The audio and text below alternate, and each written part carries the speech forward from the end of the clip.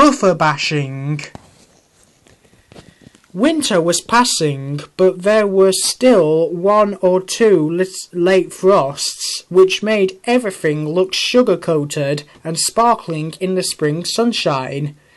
As the months had passed, Pip and Emma had become quite used to being the express and making their daily journey between the big station and London. Each morning, Donald and Douglas took it in turns to bring a ballast train from the small railway, and James then pulled the trucks to a place where the line was being mended. One morning, Donald was uncoupled and ran ahead into a short siding to let James take his place at the front of the trucks. But a hard frost had made the rails icy. When Donald tried to stop, his wheels locked and they slid on the ice. Before he could say fat controller, he hit the buffers at the end of the siding. The buffers stopped him. That was what they were for, but they were badly damaged. Donald was lucky. He wasn't hurt at all, just embarrassed. The other engines teased him. "You should go in for skating championships," they said. Even Donald laughed, though he was worried about what the Fat Controller might say. But the Fat Controller only warned him to be more careful.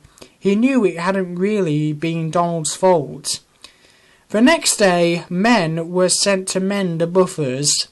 At last, James's repair on the line was ending. "Tomorrow's train, Douglas, will be the last for the time being," the Fat Controller told him. The next day, as Douglas drew his loaded trucks to a halt in their siding, James was waiting. "Here you are, James," Douglas said cheerfully. What are you going to do now this job is finishing?"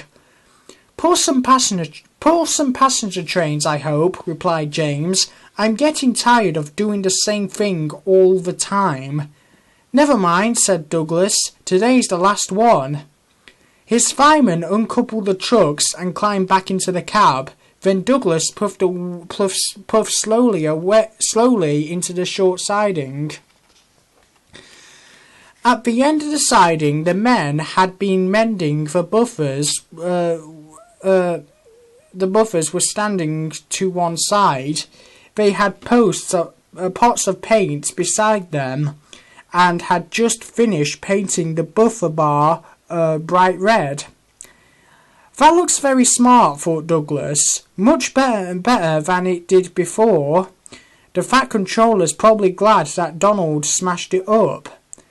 He moved into the siding. His driver put on the brakes. Nothing happened. The driver tried again. Still nothing. "Horrors!" exclaimed Douglas. "I can't stop." The workmen watched in dismay. Douglas rolled steadily along the line and smashed to splinters the buffers they had just spent 3 days mending. "Ouch!" exclaimed Douglas, opening his eyes cautiously. "That hurt." The new buffers had stopped him, but unfortunately Douglas had been moving faster than Donald.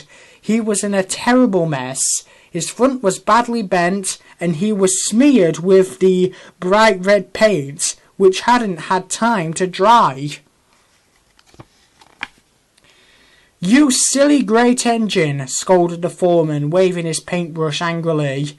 It still had red paint in it, and some of the paint flew out and stuck on Douglas's nose. 3 days' work," the foreman said crossly, "and in 3 seconds you come and smash it all to pieces."